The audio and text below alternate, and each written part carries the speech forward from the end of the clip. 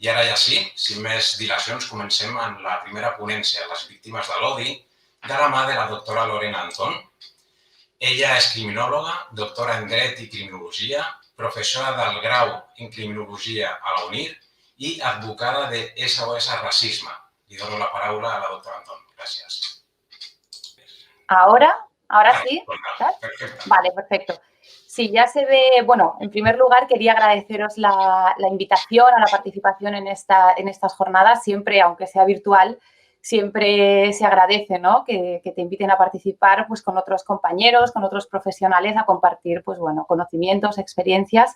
Y en ese sentido, pues gracias a todo el equipo del Colegio de Criminólogos y Criminólogas de Cataluña, que ha tenido una organización de 10. No sé si ya se ve la pantalla. Ahora sí. Vale, pues si todo está correcto. Bueno, yo, como comentaba mi compañero, voy a hablar hoy sobre las víctimas de los delitos de odio. En particular, nos vamos a centrar en los delitos de odio racistas y he estructurado la ponencia en 3 partes, ¿no? Una primera parte en la que os quería explicar un poco dónde trabajo, que es SOS Racisme, y en el área en concreto de SOS Racisme donde trabajo, que es el Servicio de Atención y Denuncia para Víctimas de Racismo. Una segunda parte en la que hablaremos un poquito más específico sobre los delitos de odio, aunque lo haré también de forma breve por una cuestión de tiempo. Y en la medida en la que podamos, pues haré también la tercera parte presentándoos algunos datos, que siempre va bien para ver un poco pues, si todo este boom de nuevos delitos que ahora llaman delitos de odio, si realmente se está trasladando a la aplicación de los jueces, ¿no? Es decir, si realmente en la práctica se ve que efectivamente hay condenas por delitos de odio o no. Un poco así de forma breve para que podáis tener una idea de lo que es el Servicio de Atención y Denuncia. Nosotros trabajamos dentro de la entidad SOS Racisme, que es una entidad que se creó en 1989 y que tiene fundamentalmente como 2 grandes objetivos, ¿no? Un primer objetivo que es general, que es macro, digamos, que es luchar por la igualdad de las personas, ¿no? Por la igualdad de derechos y la igualdad de oportunidades. Y lo hacemos desde una perspectiva antirracista. Y de forma más concreta, aunque también es bastante macro, la idea o el objetivo final sería pues, acabar o erradicar con este tipo de discriminaciones racistas, ¿no? Que se dan no solo en el ámbito cotidiano del día a día, sino también pues, desde un ámbito más institucional, incluso estructural. Lo que hacemos en SOS es estructurarlo en diferentes líneas de actuación. Aquí os he puesto varias de las líneas de actuación que tenemos, hay otras, pero solo para que veáis que también hacemos, o una de las principales líneas de actuación es intervenir en casos de delitos de odio. He separado lo que es el discurso de odio de los delitos de odio porque en algunos casos sabéis que hay discursos que, si bien se entienden como discursos de odio, porque de alguna forma promueven la discriminación en función del colectivo al que pertenecen algunas personas, pero son discursos que están amparados en la libertad de expresión. Por tanto, se puede hacer una intervención por vía, por ejemplo, comunicativa, a través de narrativas antirracistas, etcétera, pero no se consideran delitos de odio, ¿sí? Porque están, pues como digo, amparados en este derecho a la libertad de expresión. Los delitos de odio los tratamos sobre todo desde el área de intervención directa. Es decir, en SOS tenemos 3 áreas diferentes de intervención. Estaría la incidencia política, la comunicación y el servicio de atención y denuncia para víctimas de racismo. En realidad, las 3 áreas son transversales y las líneas de actuación las vamos tratando en las 3 y de forma, estamos interrelacionadas, ¿no? En todos los casos. Pero sí es cierto que en el servicio de atención y denuncia lo que hacemos es tener un trato directo con las víctimas de delitos de odio, con las víctimas de discriminaciones racistas en general y en particular con las que han sufrido pues, algún acto delictivo. Por tanto, la información de las consecuencias que tiene para las víctimas sufrir este tipo de delitos, de las necesidades que tienen, de cómo les afecta o cómo incide todo el procedimiento, todo el paso por el procedimiento penal, la tenemos sobre todo en el servicio de atención y denuncia. Este servicio, no sé si lo conocéis, aprovecho para hacer un poquito de publicidad, un minuto. Es un servicio que es un servicio gratuito en el que de alguna forma lo que intentamos es atender a aquellas personas que han sufrido o que han sido testigos de una discriminación racista y discriminación en sentido amplio. no solo un acto delictivo, sino atendemos a personas pues, que tienen, por ejemplo, conflictos vecinales, que han sufrido una agresión por parte, no sé, de agentes de la autoridad, que les han denegado el acceso a un local de ocio, que no tienen acceso a la vivienda, por ejemplo, por una cuestión de origen, de color de piel, etcétera. Entonces, tratamos casuísticas muy diversas y en distintas dimensiones, ¿no? A veces vienen testigos de actos racistas, pues de agresiones o vulneraciones de derechos racistas que lo han presenciado y que quieren interponer una denuncia, ¿no? ¿Cómo damos respuesta en todos estos casos? Lo hacemos básicamente con tres acciones, ¿no? Hacemos una acción de asesoramiento, sobre todo en un primer momento inicial, una acción de acompañamiento, que en el caso de las víctimas de delitos de odio es fundamental, luego veremos por qué, y en algunos casos, pues casos de representación. Las víctimas de delito de odio en particular, cuando han sufrido una agresión de carácter racista, lo que quieren es básicamente un abogado o una abogada que interponga una denuncia para representarles a lo largo de todo el procedimiento. ¿Cómo trabajamos? ¿Cómo entramos en contacto con las personas que han sufrido una discriminación de carácter racista? Fundamentalmente lo que hacemos es empezar con una primera demanda. Las demandas nos pueden llegar por diferentes vías, pues por vía telefónica, mail, presencial, ahora menos presencial, pero a veces también hacemos una atención directa en primera demanda. Y ya en la primera demanda lo que intentamos hacer es intentar ver si hay indicadores de racismo o no. Si en la primera atención ya detectamos que hay algún indicador de racismo, lo que hacemos es directamente dar cita para hacer una entrevista presencial. Si no hay indicadores de racismo, pues hacemos un primer asesoramiento en la medida en la que podamos y a partir de ahí podemos incluso derivar pues, a otras entidades, a otros organismos con los que trabajamos, ¿no? Hacemos un trabajo en red que es bastante amplio. La entrevista intentamos que sea presencial, porque os podéis imaginar si una persona viene a denunciar un acto que tiene que ver pues, con su origen étnico, con su nacionalidad, con su color de piel, etcétera, son entrevistas que son bastante delicadas y hacerlas por teléfono, por una vía, no sé, en streaming online, no es lo más, no es, en streaming no, online, no sería lo más, no es lo más acertado, ¿no? Porque perdemos el contacto directo con la persona. Dadas las circunstancias, pues ahora muchas veces no nos queda más remedio que no hacerlas presenciales, pero intentamos que sea presencial. A veces también por cuestión de idioma, bueno, porque la persona se sienta un poquito más arropada. ¿Qué hacemos con esta entrevista? Cada jueves el equipo del site, que somos cuatro mujeres que trabajamos dentro del equipo, nos reunimos con varios activistas, tenemos un grupo de activistas bastante consolidado y en estas entrevistas lo que hacemos es, la persona que ha hecho la entrevista nos da traslado de toda la información de la mejor manera posible y entre todos vemos si efectivamente hay indicadores de racismo o no. Decidimos si asumimos o no asumimos el caso y si hay indicadores de racismo y lo asumimos, pues tenemos que valorar las diferentes vías de intervención. Un eje esencial a la hora de decidir cómo intervenimos es lo que quiere la víctima. Es decir, la persona que viene al servicio muchas veces, y luego si nos da tiempo a ver los datos, más de la mitad de los casos no quiere denunciar. Entonces, hay veces que nosotras vemos claro que la forma de intervenir tiene que ser interponer una denuncia, pero si la persona no quiere denunciar, pues nosotras respetamos la voluntad que tenga o las necesidades que en ese momento tenga la persona, ¿no? Porque muchas veces las problemáticas van más allá de esta agresión racista, ¿no? Se comunica al usuario, tanto si se ha decidido asumirlo como si no, se le asesora y a partir de ahí, en el caso de asumirlo, pues abrimos el caso y empezamos a darle seguimiento.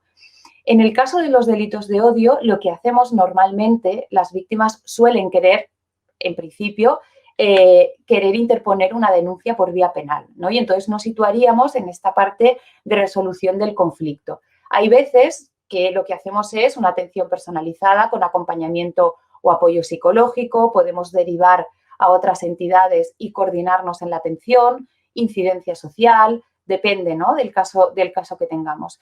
En el caso de delitos de odio, como digo, en la mayoría de los casos interponemos una denuncia por vía penal, pero hemos tenido algunos usuarios que se sienten más cómodos, por ejemplo, utilizando la vía de la mediación.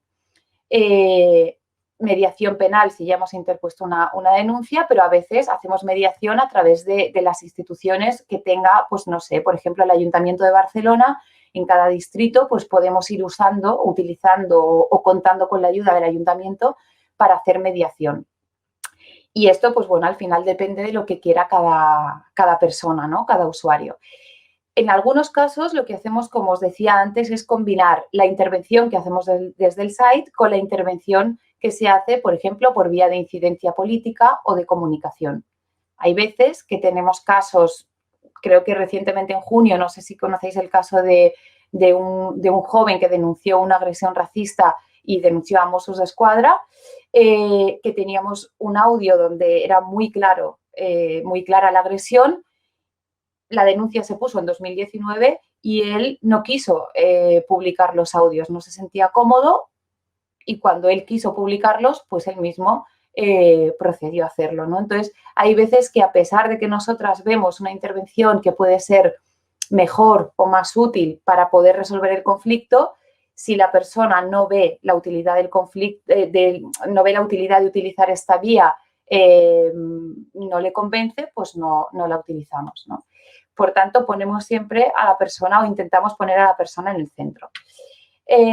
¿Cuándo nos encontramos con un delito de odio? Bajo nuestra premisa, un delito de odio, que vamos a ver ahora, el delito de odio es básicamente una acción delictiva que viene motivada por un hecho racista. Por tanto, en la medida en la que desde el site únicamente asumimos los casos en los que hay una motivación racista, entendemos que cada vez que interponemos una denuncia por vía penal, estamos hablando de un delito de odio.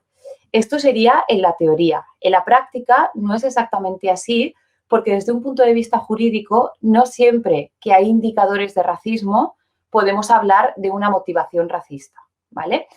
Os he copiado aquí en cursiva lo que es el artículo 22.4 del Código Penal. No vamos a entrar a hacer un análisis jurídico, pero sí para que veáis un poco, digamos, cómo lo entiende la judicatura, ¿no? Para que tú puedas entender que estamos ante un delito de odio, la motivación, es decir, la causa por la que se produce ese delito tiene que tener una base, en el caso de esos racismo, racista, ¿no? Y aquí recoge motivos racistas, antisemitas, también hace referencia a la ideología, al sexo, a la orientación sexual, etcétera. Entonces, en casos en los que haya un delito y una motivación de este tipo, podríamos hablar de aplicar esta agravante por discriminación y hablar de un delito de odio. Una premisa básica cuando hablamos de delitos de odio. Bueno, dos. La primera, los delitos de odio no incluyen, por ejemplo, a profesionales. Es decir, si de repente hay una agresión a los abogados, a unos abogados o a jueces, que se ha pretendido en algún caso, ¿no? Por cómo están aplicando la norma, por la razón que sea, no se puede aplicar un delito de odio. Los ataques contra la policía, aunque sea por el hecho de ser policía, no son delitos de odio, porque no forman parte de los grupos protegidos, ¿no? Ni a nivel nacional ni en la normativa internacional. Por tanto, no tendríamos como este primer nivel, ¿no? Los grupos protegidos son los que se recogen directamente en el Código Penal y en la normativa internacional. Hilando un poco más fino, los grupos que se pretende proteger, cuando hablamos de delitos de odio, son grupos que han estado históricamente vulnerabilizados, que han estado históricamente discriminados. Por tanto, si en algún momento yo no puedo acceder a un servicio porque soy blanca, imaginemos que hay una fiesta y no puedo entrar por ser blanca, podríamos estar hablando de una discriminación quizás por una vía administrativa, pero no hablaríamos de un delito de odio, porque yo como persona blanca no formo parte de un grupo discriminado, históricamente vulnerabilizado, etcétera. Lo mismo con personas heterosexuales, ¿sí? Aquí hay una opinión mayoritaria, que es esta que os estoy explicando, pero hay veces que la interpretación de la norma pues siempre da a una interpretación un poco más amplia, ¿no? Pero la idea, y a nivel internacional lo que se recoge en distintas directivas, es esta, ¿no? Se protege grupos que históricamente han estado vulnerabilizados. Vemos la parte de cómo está la norma. La norma que tenemos es esta, ¿no? Delitos de odio sería un delito, como os he explicado antes, más esta agravante de racismo o una motivación racista. El Código Penal lo estructura de dos formas. Pueden ser lo que os decía, cualquier delito con una motivación racista, por ejemplo, en el caso de sorrasismo, racista. El ejemplo que os voy a poner tiene que ver con el colectivo LGTBI. Hace unos años, en una discoteca de Barcelona, era una discoteca que frecuentaba el colectivo LGTBI y de forma frecuente, cada fin de semana, pues había robos, ¿no?, a la salida de la discoteca. Y creo que fueron los Mossos los que hicieron la investigación, entiendo que sí, al cabo de varias investigaciones y varias denuncias, pudieron ver que las personas que cometían estos delitos pertenecían a grupos de extrema derecha. Y entonces vincularon ese robo, que inicialmente era un robo pues con un ánimo de lucro, sin más, un delito contra el patrimonio, venía motivado por este odio, que no es la palabra más acertada, la traducción del inglés no es lo más acertado, pero por esta motivación de odio hacia este colectivo LGTBI. Y, por tanto, en este sentido, podríamos hablar de que tendríamos un delito de odio. Es un delito de robo, pero con una motivación por discriminación, en este caso, hacia el colectivo LGTBI. La segunda forma en la que se articula en el Código Penal sería a través de delitos específicos. Se han contemplado una serie de delitos en uno de los capítulos del Código Penal, artículos 510 y siguientes, en los que directamente la conducta solamente es delictiva si se comete por motivos de discriminación hacia estos grupos, que más o menos son los mismos que os mencionaba en esta diapositiva anterior, ¿vale? Por motivo de raza, ideología, orientación sexual, origen étnico, etc. Un ejemplo de estos delitos pues sería, por ejemplo, cuando no te dejan entrar en un local de ocio, te deniegan la entrada por tu color de piel. Entonces, estaríamos ante un delito de denegación de la prestación de un servicio privado por color de piel. Si a mí me deniegan la entrada, que este es uno de los ejemplos que ha causado más problemática en el site, si me deniegan la entrada, por ejemplo, por ir con una identificación que en el fondo solo tienen las personas extranjeras, pero no me lo deniegan por mi condición de extranjero, sino por esa identificación, que en este caso sería la que tienen las personas refugiadas, a nivel jurisprudencial, incluso a nivel de Fiscalía de Delitos de Odio, se entiende que eso no sería un delito de odio. Es un poco confuso, si queréis después en el debate lo podemos mencionar de forma un poco más exhaustiva. Pero tienen que ser por los motivos tasados. Si no, la denegación de entrada en sí no es un delito. Solamente será delito cuando viene por una motivación que tiene que ver con una discriminación hacia uno de estos grupos protegidos, ¿sí? ¿Cómo se traslada esto a la práctica? ¿No? Antes, al comienzo en la presentación, se comentaba pues, que había como estos nuevos delitos, algunos se han incorporado en el Código Penal de forma más o menos reciente. La agravante de racismo ya hace años que está incorporada dentro del Código Penal. ¿Cuál es la realidad práctica? ¿Con qué nos encontramos? Pues nos encontramos con que al menos en los últimos 12 años, que es donde yo he podido rascar la información, pero antes probablemente sea cero, en los últimos 12 años de actividad judicial de sorrasismo, recordad que todos los delitos, yo ahora mismo tengo aproximadamente unos 80 casos abiertos por vía penal, para que os hagáis una idea. Claro, los casos duran varios años. En estos últimos 12 años solo ha habido 2 condenas en las que se haya contemplado el agravante de racismo. Eran 2 delitos de faltas. Uno es de hace, diría que 10 años, incluso un poquito más. No sé si recordáis un caso que fue muy sonado porque salió en medios de comunicación de una chica que iba en los ferrocarriles catalanes, los cogía en Plaza España, creo que en dirección Sant Boi, si no recuerdo mal, y un chico estaba sola en el vagón, había otra persona un poco alejada, y un chico, un viajero, pues la empezó a insultar, a increpar, le dio una patada en la cara, la golpeó varias veces con insultos evidentemente racistas, y esto salió en medios de comunicación, y este fue uno de los casos en los que se consiguió un agravante de racismo. Cuestión importante, fue una conformidad, con lo cual probablemente si se hubiera llegado a juicio, no sé si el juez hubiera condenado con agravante de racismo o no. Y el otro caso era unas lesiones también, y era una falta de las antiguas faltas de lesiones, que hoy sería pues un delito leve. Y hemos tenido estas 2 condenas con agravante de racismo y una sola condena por un delito de odio del 512. El 512 es el ejemplo que os ponía antes, ¿no? Una denegación de prestación de un servicio privado. lo explico brevemente, 5 chicos que se estaban tomando un café en un bar de Arenys a las 11 de la mañana y cuando llegó uno de los propietarios, pues les dijo que no podían estar ahí, que no quería grupos de negros en el bar, que de uno en uno podían ir, pero que todos juntos no, porque daba mala imagen. Estaban tomando un café 11 de la mañana. Incluso, es decir, la legitimación que tenía el dueño del bar frente a su conducta le llevó incluso a llamar a la policía, de llamar a Mossos d'Esquadra y decirles que, por favor, que quería ejercer su derecho de admisión y que no quería personas negras en el local. ¿Por qué tuvimos la condena? Fundamentalmente porque había un atestado policial donde se recogían estas expresiones y porque los 2 agentes que intervinieron vinieron a declarar al juicio y declararon exactamente lo mismo. Y esto es lo que hemos conseguido en materia de delitos de odio. ¿Qué es lo que vemos aquí?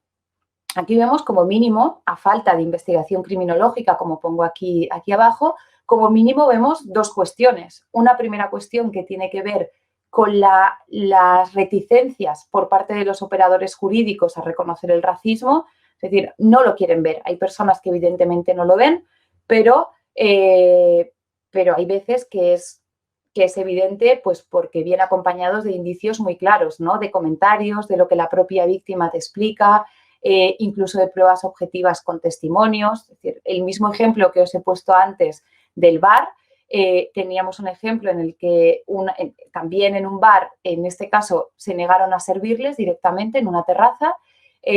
Fueron los propios afectados que llamaron a la policía. La policía escuchó como la dueña del bar dijo, no quiero servir porque personas como ellos a veces no han pagado. Ellos era la primera vez que iban ahí, eran de perfil magrebí. La policía lo manifestó tal cual en el juicio y la jueza entendió que había sido un malentendido y que, bueno, que por el hecho que tengan ese perfil y les confundan con esas personas, pues no tiene por qué suponer una vulneración de un derecho, ¿no? No necesariamente. Entonces, ¿qué es lo segundo que vemos, además de la reticencia de los jueces? Que no se le da credibilidad a las víctimas. Es decir, que el relato que tienen las víctimas en juzgados, las víctimas de odio racista en concreto, no resulta creíble, ¿sí? Por tanto, ¿qué es lo que necesitamos nosotras en el site y lo que creo que es fundamental para poder visibilizar, ¿no? esta falta de coherencia entre lo que aparece en la norma y lo que aparece en el Código Penal? Básicamente, que haya criminólogos y criminólogas que hagan investigaciones en este sentido. Necesitaríamos saber por qué los jueces actúan de esta forma, porque tienen una herramienta para imponer condenas en caso de que haya una vulneración de derechos de este tipo y no lo hacen. ¿Por qué cuesta tanto que puedan identificar este tipo de conductas? ¿Para qué necesitamos saber esto? Pues para poder hacer intervención con los jueces también, ¿no? Para poder sensibilizar. Es algo quizás similar a lo que ocurría hace unos años con la violencia de género, ¿no? Tampoco sé si las herramientas que se han utilizado han sido del todo eficientes, pero en cualquier caso necesitaríamos conocer estas realidades, ¿no? Necesitamos saber también por qué, ahora os voy a exponer algunos datos, ¿no? Estos datos son del informe, no he tenido tiempo de actualizarlos, pero los de 2019 son similares y 2020 todavía no tenemos el informe, lo estamos haciendo ahora. Necesitaríamos investigación desde un punto de vista criminológico para determinar qué pasa con este porcentaje del 52% de personas que llegan a sorrasismo, que nos exponen una situación que claramente es una vulneración de un derecho racista, de un derecho fundamental o de un derecho desde una perspectiva racista y que no quieren denunciar. Nosotras normalmente vamos recogiendo datos, vamos recogiendo información a este respecto y hemos conseguido determinar, ¿no?, que de este 52%, pues la mayoría es porque están desmotivados, porque creen que no va a servir para nada, creen que el sistema no funciona, tienen miedo de denunciar, en ocasiones por el tema de la situación administrativa, y no quieren denunciar. Claro, si pasamos a la diapositiva anterior y vemos que en 12 años ha habido 3 condenas con agravante de racismo, hemos conseguido más condenas, pero no se reconoce el racismo, también es fácil entender por qué las personas no quieren denunciar. Es decir, hemos tenido situaciones de estar en el juzgado con el juez reproduciendo insultos de y te llama negra de mierda y por eso vienes aquí. Pues esto se resuelve en el ámbito, era un conflicto laboral, se resuelve en el ámbito laboral. No era un conflicto laboral, perdón, lo interpretó como un conflicto laboral, pero se daba en el ámbito laboral, pero el conflicto no era laboral. Y el juez lo dijo así. ¿Qué ocurre en estos casos? Que la víctima sale, el agresor sale totalmente reforzado y la víctima no quiere volver a denunciar. Entonces, para poder averiguar todas estas causas o qué lleva a las personas que son víctimas de delitos de odio a ni siquiera interponer una denuncia, pues estaría bien hacer uso también de perfiles de criminólogos que puedan hacer investigaciones en este sentido. Algunos datos que quizás puedan ser relevantes, bueno, la edad, la mayoría de los que denuncian en SOS Racisme son jóvenes. Lo que sí os quería comentar, que creo que ya casi no me queda tiempo, es que lo que sí estamos desarrollando en SOS Racisme, en el site en concreto, con alumnas de criminología que hacen las prácticas con nosotras, es el perfil de víctimas. Intentamos recopilar información, sobre todo sociodemográfica, de las personas que acuden a SOS, en concreto de los casos que asumimos en el site, y a partir de aquí pues vamos identificando, ¿no?, los perfiles para saber, sobre todo, qué grupos estamos perdiendo por el camino. Por ejemplo, una cuestión importante al margen de la edad, ¿no? La mayoría son personas jóvenes o de edad hasta los 45, yo ya incluyo esto joven porque cada vez me acerco más, pero desde los 16 hasta los 45, digamos que es la franja de edad que más representa, por igual hombres y mujeres. ¿Qué ocurre? La mayoría tienen, según este perfil de víctimas que han realizado alumnas de criminología, la mayoría tienen de las personas que llegan a SOS estudios universitarios, máster, doctorado en menor medida, pero tienen estudios superiores, ¿no? O grado superior. Estamos perdiendo a un porcentaje de personas que tienen estudios o medios o no tienen estudios directamente y que no llegan a SOS, que les estamos perdiendo de alguna forma por el camino. Y nos interesa tener información de este tipo de cosas a la hora de hacer la publicidad, a la hora de contactar con determinadas personas que sabemos que sufren delitos de este tipo y no los quieren denunciar. Entonces, bueno, este tipo de estudios pues siempre nos va bien porque nos aportan información. Yo creo, aquí tengo como más información, no sé cómo vamos de tiempo. Una cuestión importante también, la mayoría de las personas que vienen o son nacionales o están en una situación administrativa regular de los casos que asumimos. ¿Qué quiere decir esto también? Que hay víctimas de delitos de odio que claramente no nos están llegando. No podemos, porque hay un porcentaje de población que está en situación de irregularidad que también sufre este tipo de delitos, que son incluso más vulnerables, que no llegan. ¿Por qué no llegan? Aquí es donde también estaría bien intentar averiguar a través de investigaciones criminológicas qué es lo que lleva a una persona. Podemos intuir, ¿no?, por qué no llegan aquí y por qué no quieren denunciar. Intuimos que tienen otros problemas en su vida que son incluso más importantes que el poder haber sido víctimas de un delito de odio. Y con esto yo creo que la mayoría también tienen trabajo, con lo cual nos está indicando que el perfil que llega a SOS es gente con estudios, nacional o regularizada, con trabajo en su mayoría. Por tanto, son personas que tienen la capacidad o que están en una situación menos vulnerable para poder denunciar. Y si no, o no llegan o no quieren denunciar. Vale, pues yo creo que con esto puedo finalizar. A ver cómo puedo dejar de compartir. Vale. Ens veus? Sí. Perfecte.